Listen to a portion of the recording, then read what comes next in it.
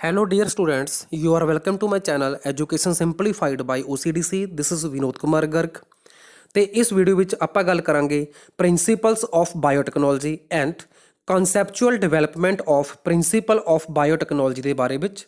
ਔਰ ਇਹ ਵੀਡੀਓ ਹੈ ਉਹਨਾਂ ਵਿਦਿਆਰਥੀਆਂ ਦੇ ਲਈ ਜੋ ਕਰ ਰਹੇ ਨੇ +2 ਮੈਡੀਕਲ ਤੇ ਜਿਨ੍ਹਾਂ ਦੇ ਐਗਜ਼ਾਮ ਹੋਣ ਹੀ ਵਾਲੇ ਨੇ। ਸੋ ਸ਼ੁਰੂ ਕਰਦੇ ਹਾਂ। Principal of biotechnology. Among many, the two core techniques that enabled birth of modern biotechnology are मतलब कि बहुत सारियां ਟੈਕਨੀਕਸ ਜਿਨ੍ਹਾਂ ਨੇ ਬਾਇਓਟੈਕਨੋਲੋਜੀ ਨੂੰ ਮਾਡਰਨ ਬਾਇਓਟੈਕਨੋਲੋਜੀ ਨੂੰ ਜਨਮ ਦਿੱਤਾ ਹੈ, ਤਾਂ ਉਹਨਾਂ ਦੇ ਵਿੱਚ ਜੋ ਦੋ ਮੇਨ ਟੈਕਨੀਕਸ ਨੇ ਉਸ ਵਿੱਚ ਪਹਿਲੀ ਹੈ ਜੈਨੇਟਿਕ ਇੰਜੀਨੀਅਰਿੰਗ। ਓਕੇ, ਹੁਣ ਜੈਨੇਟਿਕ ਇੰਜੀਨੀਅਰਿੰਗ ਤੋਂ ਕੀ ਭਾਵ ਹੈ? Technique to alter the chemistry of genetic material, ਮਤਲਬ DNA ਅਤੇ RNA ਦੇ ਵਿੱਚ ਜਿਹੜੇ ਬੇਸ ਪੇਅਰ ਹੁੰਦੇ ਨੇ ਉਹਨਾਂ ਦੀ ਸੀਕੁਐਂਸ ਨੂੰ ਚੇਂਜ ਕਰਨਾ, ਆਲਟਰ ਕਰਨਾ। ਠੀਕ ਹੈ, to introduce this into host organism, ਤਾਂ ਕਿ ਆਪਾਂ ਇਹਨੂੰ ਚੇਂਜ ਕਰਕੇ ਹੋਸਟ ਆਰਗੇਨਿਜ਼ਮ ਦੇ ਅੰਦਰ ਪਾ ਸਕੀਏ ਅਤੇ ਚੇਂਜ ਕਰ ਸਕੀਏ ਆਪਾਂ ਹੋਸਟ ਦੇ ਫੀਨੋਟਾਈਪ ਨੂੰ। ਫੀਨੋਟਾਈਪ ਤੋਂ ਭਾਵ ਹੁੰਦਾ ਹੈ ਐਕਸਟਰਨਲ ਅਪੀਅਰੈਂਸ। ਠੀਕ ਹੈ, ਕੋਈ ਵੀ ਆਰਗੇਨਿਜ਼ਮ ਬਾਹਰੋਂ ਕਿਸ ਤਰ੍ਹਾਂ ਦਾ ਦਿਖਦਾ ਹੈ ਉਸ ਨੂੰ ਆਪਾਂ ਫੀਨੋਟਾਈਪ ਕਹਿੰਦੇ ਆ। ਤੇ ਕਿਸੇ ਦਾ ਵੀ ਜਿਹੜਾ ਫੀਨੋਟਾਈਪ ਹੁੰਦਾ ਹੈ ਉਹ ਉਸਦੇ ਜੈਨੇਟਿਕ ਮੇਕਅਪ ਕਰਕੇ ਹੁੰਦਾ ਹੈ, ਮਤਲਬ ਜੀਨਸ ਕਰਕੇ ਹੁੰਦਾ ਹੈ, ਔਰ ਜਿਸ ਨੂੰ ਆਪਾਂ ਕਹਿੰਦੇ ਹਾਂ ਜੀਨੋਟਾਈਪ। ਸੋ ਅਗਰ ਆਪਾਂ ਕਿਸੇ ਦੇ ਵੀ ਜੀਨੋਟਾਈਪ ਨੂੰ ਆਲਟਰ ਕਰ ਦਈਏ ਤਾਂ ਫੀਨੋਟਾਈਪ ਦੇ ਵਿੱਚ ਵੀ ਬਦਲਾਵ ਆਉਂਦਾ ਹੈ। ਓਕੇ, ਸੋ ਇਹ ਹੈ ਪਹਿਲਾ ਕੋਰ ਟੈਕਨੀਕ। ਹੁਣ ਦੂਸਰੀ ਆਪਾਂ ਗੱਲ ਕਰਾਂਗੇ bio process engineering. Okay, maintenance of sterile ਤੋਂ ਭਾਵ ਹੁੰਦਾ ਹੈ ਕਿਸੇ ਵੀ ਇਨਫੈਕਸ਼ਨ ਤੋਂ ਮੁਕਤ, ਕਿਸੇ ਵੀ ਇਨਫੈਕਸ਼ਨ ਤੋਂ ਫ੍ਰੀ। ਠੀਕ ਹੈ, ਤੁਹਾਨੂੰ ਬੋਲਦੇ ਸਟੀਰਾਈਲ। ਓਕੇ, ਮਤਲਬ ਮਾਈਕਰੋਬੀਅਲ ਕੰਟੈਮੀਨੇਸ਼ਨ ਤੋਂ ਫ੍ਰੀ ਕਰਨਾ। So maintenance of sterile ambience in the chemical engineering process to enable the growth of only desired microbe or eukaryotic cell in the large quantities for the manufacturing of biotechnological products like antibodies, vaccines and enzymes। ਸੋ ਦੂਸਰੀ ਆਪਣੀ ਜਿਹੜੀ main technique ਹੈ ਉਹ ਹੋਗੀ bio process engineering, ਕਿ ਇਸ process ਨੂੰ ਆਪਾਂ ਇੰਨਾ ਜ਼ਿਆਦਾ ਸਟੀਰਾਈਲ ਕਰਨਾ ਹੈ ਕਿ ਸਿਰਫ ਜਿਹੜਾ ਆਪਣਾ ਡਿਜ਼ਾਇਰਡ ਕੋਈ ਵੀ ਮਾਈਕਰੋ ਆਰਗੇਨਿਜ਼ਮ ਹੈ ਸਿਰਫ ਆਪਾਂ ਉਸੇ ਦੀ ਹੀ ਗਰੋਥ ਕਰਨੀ ਹੈ, ਤਾਂ ਕਿ ਆਪਾਂ ਬਹੁਤ ਹੀ ਬਿਹਤਰੀਨ ਪ੍ਰੋਡਕਟ ਬਾਇਓਟੈਕਨੋਲੋਜੀ ਦੀ ਮਦਦ ਨਾਲ ਬਣਾ ਸਕੀਏ, ਜਿਵੇਂ ਕਿ ਐਂਟੀਬੋਡੀ ਜਾਂ ਕੋਈ ਵੈਕਸੀਨ ਜਾਂ ਕੋਈ ਨਿਊ ਡਰੱਗ। ਸੋ ਹੁਣ ਆਪਾਂ ਗੱਲ ਕਰਾਂਗੇ conceptual development of the principles of biotechnology ਦੇ ਬਾਰੇ। Okay, so you probably appreciate the advantage of sexual reproduction over the asexual reproduction. ਮਤਲਬ ਤੁਹਾਨੂੰ ਸਾਰਿਆਂ ਨੂੰ ਪਤਾ ਹੈ ਕਿ ਜਿਹੜੀ ਸੈਕਸ਼ੂਅਲ ਰੀਪਰੋਡਕਸ਼ਨ ਹੈ ਉਹ ਜ਼ਿਆਦਾ ਬੈਨੀਫੀਸ਼ੀਅਲ ਹੁੰਦੀ ਹੈ ਐਜ਼ ਕੰਪੇਅਰ ਟੂ ਏਸੈਕਸ਼ੂਅਲ। ਓਕੇ, ਏਸੈਕਸ਼ੂਅਲ ਮਤਲਬ ਜਿਹਦੇ ਵਿੱਚ ਕਿਸੇ ਵੀ ਦੋ ਪੇਰੈਂਟਸ ਦੀ ਜਾਂ ਫਿਰ ਐਗ ਜਾਂ ਸਪਰਮ ਦੇ ਫਿਊਜ਼ਨ ਦੀ ਲੋੜ ਨਹੀਂ ਹੁੰਦੀ। ਠੀਕ ਹੈ, ਜਦ ਕਿ ਜਿਹੜੀ ਸੈਕਸ਼ੂਅਲ ਰੀਪਰੋਡਕਸ਼ਨ ਹੁੰਦੀ ਹੈ ਉਸ ਵਿੱਚ ਦੋ ਪੇਰੈਂਟਸ ਦੀ ਲੋੜ ਹੁੰਦੀ ਹੈ ਤੇ ਦੋਨਾਂ ਦੇ ਜਿਹੜੇ ਐਗ ਤੇ ਸਪਰਮ ਨੇ ਉਹਨਾਂ ਦੀ ਫਿਊਜ਼ਨ ਦੀ ਲੋੜ ਹੁੰਦੀ ਹੈ, ਜਿਹਨੂੰ ਆਪਾਂ ਫਰਟੀਲਾਈਜੇਸ਼ਨ ਕਹਿੰਦੇ ਆ। Okay, the former provide opportunities for the variation and formulation of unique combination of genetic setup। ਮਤਲਬ ਸੈਕਸ਼ੂਅਲ ਰੀਪਰੋਡਕਸ਼ਨ ਇਸ ਲਈ ਵਧੀਆ ਹੁੰਦੀ ਹੈ ਕਿਉਂਕਿ ਉਸ ਦੇ ਵਿੱਚ ਦੋ ਪੇਰੈਂਟਸ ਦੇ ਜਿਹੜੇ ਜੀਨ ਨੇ ਉਹ ਆਪਸ ਦੇ ਵਿੱਚ ਰੀਕੰਬਾਈਨ ਕਰਦੇ ਨੇ। ਠੀਕ ਹੈ, ਤੇ ਰੀਕੰਬਾਈਨ ਹੋਣ ਕਰਕੇ ਜਿਹੜੀਆਂ ਨਵੀਆਂ ਵੈਰਾਈਟੀਜ਼ ਦੇ ਬਣਨ ਦੀ ਸੰਭਾਵਨਾ ਜ਼ਿਆਦਾ ਹੁੰਦੀ ਹੈ, ਅਪਰਚੁਨਿਟੀ ਜ਼ਿਆਦਾ ਹੁੰਦੀ ਹੈ, ਕਿਉਂਕਿ ਵੇਰੀਏਸ਼ਨ ਆਉਂਦੀਆਂ ਨੇ ਤੇ ਵੇਰੀਏਸ਼ਨ ਆਉਣ ਦੇ ਨਾਲ ਹੀ ਐਵੋਲੂਸ਼ਨ ਹੁੰਦਾ ਹੈ। ਸੋ ਜੋ ਇਹ ਨਵੇਂ ਕੰਬੀਨੇਸ਼ਨ ਬਣਦੇ ਨੇ ਇਹ ਬੈਨੀਫੀਸ਼ੀਅਲ ਹੁੰਦੇ ਨੇ for the organism as well as for the population. Okay, asexual reproduction preserve the genetic information while sexual reproduction permit variation। ਮਤਲਬ ਜਿਹੜੀ ਅਸੈਕਸ਼ੂਅਲ ਹੁੰਦੀ ਹੈ ਉਹਦੇ ਵਿੱਚ ਜਿਹੜਾ ਵੀ ਜੈਨੇਟਿਕ ਮੇਕਅਪ ਹੁੰਦਾ ਉਹ ਐਜ਼ ਇਟ ਹੀ ਰਹਿੰਦਾ ਹੈ, ਉਹ 'ਚ ਕੋਈ ਬਦਲਾਵ ਨਹੀਂ ਆਉਂਦਾ, ਪਰ ਜਿਹੜੀ ਸੈਕਸ਼ੂਅਲ ਰੀਪਰੋਡਕਸ਼ਨ ਹੈ ਉਸ ਦੇ ਵਿੱਚ ਵੇਰੀਏਸ਼ਨ ਆਉਂਦੀਆਂ ਨੇ। Traditional hybridization procedure used in plant and animal breeding very often lead to inclusion and multiplication of undesirable gene along with the desired gene। ਮਤਲਬ ਪਰੰਪਰਾਗਤ ਤੌਰ ਤੇ ਜੋ ਪੁਰਾਣੀ ਚੱਲੀ ਆ ਰਹੀ ਤਕਨੀਕ ਹੈ ਜਿਸ ਨੂੰ ਕਹਿੰਦੇ ਨੇ ਹਾਈਬਰਿਡਾਈਜੇਸ਼ਨ, ਉਸ ਦੇ ਵਿੱਚ ਕੀ ਹੁੰਦਾ ਕਿ ਦੋ ਅਲੱਗ-ਅਲੱਗ ਪਲਾਂਟਸ ਜਾਂ ਐਨੀਮਲ ਦੇ ਜਾਂ ਦੋ ਅਲੱਗ-ਅਲੱਗ ਸਪੀਸੀਜ਼ ਦੇ ਜੀਨ ਨੂੰ ਮਿਕਸ ਕੀਤਾ ਜਾਂਦਾ ਹੈ। ਠੀਕ ਹੈ, ਤੁਹਾਨੂੰ ਮਿਕਸਿੰਗ ਨੂੰ ਆਪਾਂ ਬੋਲਦੇ ਹਾਂ ਹਾਈਬਰਿਡਾਈਜੇਸ਼ਨ ਕਰਨਾ। ਠੀਕ ਹੈ, ਤਾਂ ਉਹਦੇ ਨਾਲ ਕੀ ਹੁੰਦਾ ਹੈ ਕਿ ਜਿਹੜਾ ਡਿਜ਼ਾਇਰਡ ਗੁਣ ਹੈ ਉਹ ਤਾਂ ਮਿਕਸ ਹੋਏਗਾ ਹੀ ਹੋਏਗਾ, ਨਾਲ ਜਿਹੜਾ ਅਨਡਿਜ਼ਾਇਰੇਬਲ ਜੀਨ ਹੁੰਦਾ ਹੈ ਉਹ ਵੀ ਮਿਕਸ ਹੋ ਜਾਂਦਾ ਹੈ। ਸੋ ਫਾਇਦੇ ਦੇ ਨਾਲ ਉਸ ਦੇ ਨਾਲ ਨੁਕਸਾਨ ਵੀ ਜੁੜੇ ਹੁੰਦੇ ਹਨ। ਬਟ ਇਸ ਟੈਕਨੀਕ ਦੇ ਵਿੱਚ ਕੀ ਹੁੰਦਾ ਕਿ ਜਿਹੜਾ ਅਨਡਿਜ਼ਾਇਰੇਬਲ ਗੁਣ ਆ ਰਿਹਾ ਆਪਾਂ ਨੂੰ ਐਲੀਮੀਨੇਟ ਨਹੀਂ ਕਰ ਸਕਦੇ, ਤਾਂ ਉਹਨੂੰ ਐਲੀਮੀਨੇਟ ਕਰਨ ਦੇ ਲਈ ਆਪਾਂ ਨੂੰ ਨਵੀਂ ਟੈਕਨੀਕ ਦੀ ਲੋੜ ਪਏਗੀ ਜਿਸ ਦਾ ਨਾਮ ਹੈ ਜੈਨੇਟਿਕ ਇੰਜੀਨੀਅਰਿੰਗ। ਤਾਂ ਜੈਨੇਟਿਕ ਇੰਜੀਨੀਅਰਿੰਗ 'ਚ ਫਾਇਦਾ ਇਹ ਹੁੰਦਾ ਹੈ ਕਿ ਆਪਾਂ ਸਿਰਫ ਡਿਜ਼ਾਇਰਡ ਜੀਨ ਨੂੰ ਹੀ ਸਿਲੈਕਟ ਕਰਕੇ ਨਿਊ ਕੰਬੀਨੇਸ਼ਨ ਬਣਾ ਸਕਦੇ ਹਾਂ। And the technique of genetic engineering which include creation of recombinant DNA, ठीक है, पहला स्टेप होता है recombinant DNA ਨੂੰ ਬਣਾਉਣਾ, ਕ੍ਰੀਏਟ ਕਰਨਾ। दूसरा है जीन क्लोनिंग ਤੇ तीसरा है gene transfer. This technique overcome this limitation of hybridization and allow us to isolate, introduce only one or set of desirable genes. ਮਤਲਬ ਜੈਨੇਟਿਕ ਇੰਜੀਨੀਅਰਿੰਗ ਦੇ ਵਿੱਚ recombinant DNA technique, gene transfer ਅਤੇ gene cloning technique ਨੂੰ use ਕਰਦੇ ਹੋਏ ਆਪਾਂ ਸਿਰਫ ਡਿਜ਼ਾਇਰੇਬਲ jean ਨੂੰ ਹੀ ਆਈਸੋਲੇਟ ਕਰ ਸਕਦੇ ਹਾਂ ਕਿਸੇ ਵੀ ਆਰਗੇਨਿਜ਼ਮ ਦੇ ਵਿੱਚੋਂ ਤੇ ਉਸ ਨੂੰ ਹੋਸਟ ਆਰਗੇਨਿਜ਼ਮ ਦੇ ਵਿੱਚ ਪਾ ਸਕਦੇ ਹਾਂ, ਮਤਲਬ ਟਾਰਗੇਟ ਆਰਗੇਨਿਜ਼ਮ ਦੇ ਵਿੱਚ ਪਾ ਸਕਦੇ ਹਾਂ, ਤਾਂ ਕਿ ਆਪਾਂ ਟਾਰਗੇਟ ਆਰਗੇਨਿਜ਼ਮ ਦੇ ਫੀਨੋਟਾਈਪ ਨੂੰ ਚੇਂਜ ਕਰ ਸਕੀਏ according to our own desire. Clear? So next ਆਪਾਂ ਕਰਦੇ ਹਾਂ ਕਿ ਜੋ ਪੀਸ ਆਫ ਡੀਐਨਏ ਨੂੰ ਆਪਾਂ ਕਿਸੇ ਵੀ ਹੋਸਟ ਦੇ ਅੰਦਰ ਪਾਉਂਦੇ ਆ ਤਾਂ ਉਸ ਪੀਸ ਆਫ ਡੀਐਨਏ ਨਾਲ ਕੀ ਹੁੰਦਾ ਹੈ। Okay, so do you know what is the fate of piece of DNA which is somehow transferred into alien organism, मतलब जिस दे भी आप अंदर पा रहे हैं। Most likely this piece of DNA would not be able to multiply itself in the progeny cell of organism, कि ਜਦੋਂ ਆਪਾਂ ਬਾਹਰੋਂ ਕਿਸੇ ਵੀ ਸਿਲੈਕਟ ਕੀਤੇ ਹੋਏ ਜੀਨ ਨੂੰ ਕਿਸੇ ਹੋਸਟ ਦੇ ਅੰਦਰ ਪਾਉਂਦੇ ਆ ਤਾਂ ਉਹ ਐਜ਼ ਇਟ ਜਾ ਕੇ ਮਲਟੀਪਲਾਈ ਨਹੀਂ ਕਰ ਸਕਦਾ। ਠੀਕ ਹੈ, ਤਾਂ ਉਹਦੇ ਲਈ ਕੀ ਹੋਏਗਾ, but when it integrates into the genome of recipient it may multiply and be inherited along with the host DNA। ਮਤਲਬ ਇਹ ਜਾ ਕੇ ਹੋਸਟ ਦੇ ਅੰਦਰ ਉਸ ਦੇ ਡੀਐਨਏ ਨਾਲ ਇੰਟੀਗ੍ਰੇਟ ਹੋਏਗਾ, ਮਤਲਬ ਜੁੜੇਗਾ।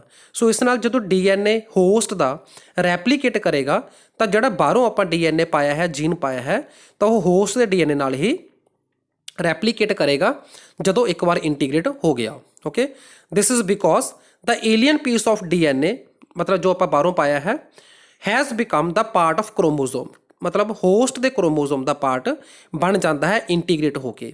Okay, which has the ability to replicate, ਮਤਲਬ ਜਿਹੜਾ ਹੋਸਟ ਦਾ ਕ੍ਰੋਮੋਜ਼ੋਮ ਹੈ ਉਸ ਦੇ ਕੋਲ ਰੈਪਲੀਕੇਟ ਕਰਨ ਦੀ ਯੋਗਤਾ ਹੁੰਦੀ ਹੈ। ਤਾਂ ਜਦੋਂ ਇਹ ਬਾਹਰੋਂ ਪਾਇਆ ਹੋਇਆ ਜੀਨ ਹੋਸਟ ਦੇ ਜੀਨ ਦਾ ਪਾਰਟ ਬਣ ਜਾਂਦਾ ਹੈ, ਜੀਨੋਮ ਦਾ ਪਾਰਟ ਬਣ ਜਾਂਦਾ ਹੈ, ਸੋ ਉਸ ਦੇ ਨਾਲ ਹੀ ਰੈਪਲੀਕੇਟ ਕਰਨ ਦੇ ਯੋਗ ਹੋ ਜਾਂਦਾ ਹੈ। ਠੀਕ ਹੈ, ਤਾਂ ਜਿਹੜਾ ਜੀਨ ਆਪਾਂ ਬਾਹਰੋਂ ਪਾਇਆ ਉਹਦੀ ਵੀ ਰੈਪਲੀਕੇਸ਼ਨ ਹੋਣ ਲੱਗ ਜਾਂਦੀ ਹੈ, ਤਾਂ ਉਸ ਨੂੰ ਬੋਲਾਂਗੇ ਜੀਨ ਕਲੋਨਿੰਗ। ਨੈਕਸਟ ਹੈ, in the chromosome there is specific DNA sequence called origin of replication which is responsible for the initiation of replication। ਮਤਲਬ origin of replication ਇੱਕ ਐਸੀ ਜਗ੍ਹਾ ਹੈ, ਇੱਕ ਐਸੀ ਸਾਈਟ ਹੈ ਜਿੱਥੋਂ ਰੈਪਲੀਕੇਸ਼ਨ ਸਟਾਰਟ ਹੁੰਦੀ ਹੈ। Okay, therefore for the multiplication of any alien piece of DNA in an organism it needs to be the part of chromosome which has specific sequence known as origin of replication। ਮਤਲਬ ਜਿਹੜਾ ਵੀ desired jean ਆਪਾਂ host ਦੇ ਅੰਦਰ ਬਾਹਰੋਂ ਪਾਇਆ ਹੈ ਉਸ ਦੀ replication ਦੇ ਲਈ ਉਸ ਜੀਨ ਨੂੰ ਹੋਸਟ ਦੇ ਉਸ ਕ੍ਰੋਮੋਜ਼ੋਮ ਦਾ ਪਾਰਟ ਬਣਨਾ ਪਵੇਗਾ ਜਿਸ ਕੋਲ origin of replication ਸਾਈਟ ਹੁੰਦੀ ਹੈ। Thus an alien DNA is linked with the origin of replication so that this alien piece of DNA can replicate and multiply itself in the host। Okay, this can be called cloning or making the multiple identical copy of any DNA। ਮਤਲਬ cloning ਤੋਂ ਭਾਵ ਹੋ ਗਿਆ ਕਿ ਕਿਸੇ ਵੀ desired gene ਦੀਆਂ multiple same ਤਰ੍ਹਾਂ ਦੀਆਂ ਕਾਪੀਜ਼ ਬਣਾਉਣੀਆਂ। ਓਕੇ, ਸੋ ਨੈਕਸਟ ਹੈ, let us now focus on the first instance of construction of artificial recombinant DNA molecule, ਕਿ ਪਹਿਲੀ ਵਾਰ ਆਪਾਂ ਆਰਟੀਫਿਸ਼ੀਅਲ ਰੀਕੰਬੀਨੈਂਟ ਡੀਐਨਏ ਮੋਲੀਕਿਊਲ ਕਿਵੇਂ ਬਣਾਇਆ, ਕਦੋਂ ਬਣਾਇਆ। Okay, the construction of the first recombinant DNA emerged from the possibility of linking a gene encoding antibiotic resistance with a native plasmid। okay, ਤਾਂ ਹੁਣ ਪਲਾਜ਼ਮਿਡ ਕੀ ਹੁੰਦਾ ਹੈ, ਪਲਾਜ਼ਮਿਡ ਹੁੰਦਾ ਹੈ ਐਕਸਟਰਾ ਕ੍ਰੋਮੋਜ਼ੋਮਲ ਡੀਐਨਏ। ਮਤਲਬ ਵੈਸੇ ਤਾਂ ਆਪਣਾ ਡੀਐਨਏ ਕ੍ਰੋਮੋਜ਼ੋਮ ਦੇ ਵਿੱਚ ਹੁੰਦਾ ਹੈ, ਨਿਊਕਲੀਅਸ ਦੇ ਵਿੱਚ ਹੁੰਦਾ ਹੈ। Okay, but extra nuclear DNA ਵੀ ਹੁੰਦਾ ਹੈ, ਜਿਵੇਂ ਕਿ ਮਾਈਟੋਕੌਂਡਰੀਆ ਦੇ ਵਿੱਚ ਤੇ ਪਲਾਂਟਸ ਦੇ ਵਿੱਚ ਹੁੰਦਾ ਹੈ, ਕਲੋਰੋਪਲਾਸਟ ਦੇ ਵਿੱਚ। ਸੋ ਜਿਹੜਾ ਡੀਐਨਏ ਮਾਈਟੋਕੌਂਡਰੀਆ 'ਚ ਹੋਏਗਾ ਜਾਂ ਕਲੋਰੋਪਲਾਸਟ ਵਿੱਚ ਹੋਏਗਾ ਉਸ ਨੂੰ ਐਕਸਟਰਾ ਨਿਊਕਲੀਅਰ ਜਾਂ ਐਕਸਟਰਾ ਕ੍ਰੋਮੋਜ਼ੋਮਲ ਡੀਐਨਏ ਕਿਹਾ ਜਾਂਦਾ ਹੈ ਤੇ ਉਸ ਡੀਐਨਏ ਨੂੰ ਪਲਾਜ਼ਮਿਡ ਕਿਹਾ ਜਾਂਦਾ ਹੈ। ਓਕੇ, ਜੋ ਇਹ ਪਲਾਜ਼ਮਿਡ ਹੈ ਵੈਕਟਰ ਦੀ ਤਰ੍ਹਾਂ ਕੰਮ ਕਰਦਾ ਹੈ, ਮਤਲਬ ਇਸ ਦੀ ਮਦਦ ਨਾਲ ਆਪਾਂ ਕਿਸੇ ਵੀ ਏਲੀਅਨ ਪੀਸ ਆਫ ਡੀਐਨਏ ਨੂੰ ਹੋਸਟ ਦੇ ਅੰਦਰ ਪਾ ਸਕਦੇ ਹਾਂ। ਓਕੇ, ਸੋ ਪਲਾਜ਼ਮਿਡ ਹੋ ਗਿਆ ਐਜ਼ ਏ ਵੈਕਟਰ। ਕਲੀਅਰ ਹੈ। ਸੋ ਜਿਹੜੀ ਪੋਸੀਬਿਲਿਟੀ ਪਹਿਲੀ ਵਾਰ ਆਪਾਂ ਨੂੰ ਨਜ਼ਰ ਆਈ, ਮਤਲਬ ਸਾਇੰਟਿਸਟ ਨੂੰ ਨਜ਼ਰ ਆਈ ਕਿ ਜਿਹੜਾ ਏਲੀਅਨ ਡੀਐਨਏ ਆ ਉਹਨੂੰ ਆਪਾਂ ਲਿੰਕ ਕਰ ਸਕਦੇ ਹਾਂ ਪਲਾਜ਼ਮਿਡ ਦੇ ਨਾਲ ਤਾਂ ਕਿ ਹੋਸਟ ਅੰਦਰ ਉਹਨੂੰ ਇਨਸਰਟ ਕਰ ਸਕੀਏ। ਤਾਂ ਉੱਥੋਂ ਪਹਿਲੀ ਵਾਰ 1972 ਦੇ ਵਿੱਚ ਇਹ ਜੋ ਹੈ ਪੋਸੀਬਲ ਹੋਇਆ, ਪਹਿਲੀ ਵਾਰ ਆਰਟੀਫਿਸ਼ੀਅਲ ਡੀਐਨਏ ਬਣਾਉਣਾ ਰਿਕੰਬੀਨੈਂਟ ਕਰਕੇ। ਓਕੇ, ਸੋ ਇਹ ਪਲਾਜ਼ਮਿਡ ਜਿਹੜਾ ਯੂਜ਼ ਕੀਤਾ ਗਿਆ, ਇਹ ਕੀਤਾ ਗਿਆ ਬੈਕਟੀਰੀਆ ਦਾ ਜਿਸ ਦਾ ਨਾਮ ਹੈ ਸਾਲਮੋਨੇਲਾ ਟਾਈਫੀਮਿਊਰੀਅਮ। ਸਾਲਮੋਨੇਲਾ ਟਾਈਫੀਮਿਊਰੀਅਮ। ਸਟੇਨਲੇ Cohen and Herbert Boyer accomplished this in 1972 by isolating the antibiotic resistant gene by cutting out a piece of DNA from the plasmid which was responsible for conferring antibiotic resistance। ਮਤਲਬ ਪਲਾਜ਼ਮਿਡ ਦੇ ਵਿੱਚੋਂ ਇੱਕ piece of DNA ਨੂੰ ਕੱਟਿਆ ਗਿਆ, ਠੀਕ ਹੈ, ਔਰ ਇਹ ਜਿਹੜਾ ਪੀਸ ਸੀਗਾ ਇਹ ਐਂਟੀਬਾਇਓਟਿਕ ਪ੍ਰਤੀ ਰੈਜ਼ਿਸਟੈਂਸ ਪ੍ਰੋਵਾਈਡ ਕਰਦਾ ਸੀ ਬੈਕਟੀਰੀਆ ਨੂੰ। Okay, the cutting of DNA at specific location, ਕਿਉਂਕਿ ਆਪਾਂ ਪਲਾਜ਼ਮਿਡ ਦੇ ਵਿੱਚੋਂ ਸਪੈਸੀਫਿਕ ਲੋਕੇਸ਼ਨ ਤੋਂ ਡੀਐਨਏ ਨੂੰ ਕੱਟਿਆ ਹੈ। ਸੋ ਸਪੈਸੀਫਿਕ ਲੋਕੇਸ਼ਨ ਤੋਂ ਡੀਐਨਏ ਨੂੰ ਮਤਲਬ ਜੀਨ ਨੂੰ ਕੱਟ ਕਰਨ ਦੇ ਲਈ ਸਪੈਸ਼ਲ ਐਂਜ਼ਾਈਮਸ ਹੁੰਦੇ ਨੇ। ਓਕੇ, ਔਰ ਉਸ ਐਂਜ਼ਾਈਮ ਨੂੰ ਆਪਾਂ ਕਹਿੰਦੇ ਆ biomolecular scissors. Means the cutting of DNA at specific location became possible with discovery of so called biomolecular scissors ਔਰ restriction enzymes ਜਾਂ ਆਪਾਂ ਨੂੰ ਕਹਿੰਦੇ ਆਂਗੇ ਐਕਜ਼ੋ ਅਤੇ endonucleases. Okay, the cut piece of DNA was then linked with plasmid DNA. These plasmid DNA act as vector to transfer the piece of DNA attached to it। ਮਤਲਬ ਜਿਹੜਾ ਵੀ piece ਆਪਾਂ DNA ਦਾ foreign DNA ਦਾ vector ਦੇ ਨਾਲ ਲਗਾਵਾਂਗੇ, ਮਤਲਬ ਪਲਾਜ਼ਮਿਡ ਨਾਲ ਲਗਾਵਾਂਗੇ, ਤਾਂ ਪਲਾਜ਼ਮਿਡ ਜੋ ਹੈ ਉਸ ਨੂੰ ਹੋਸਟ ਦੇ ਅੰਦਰ ਇਨਸਰਟ ਕਰਨ ਵਿੱਚ ਮਦਦ ਕਰਦਾ ਹੈ।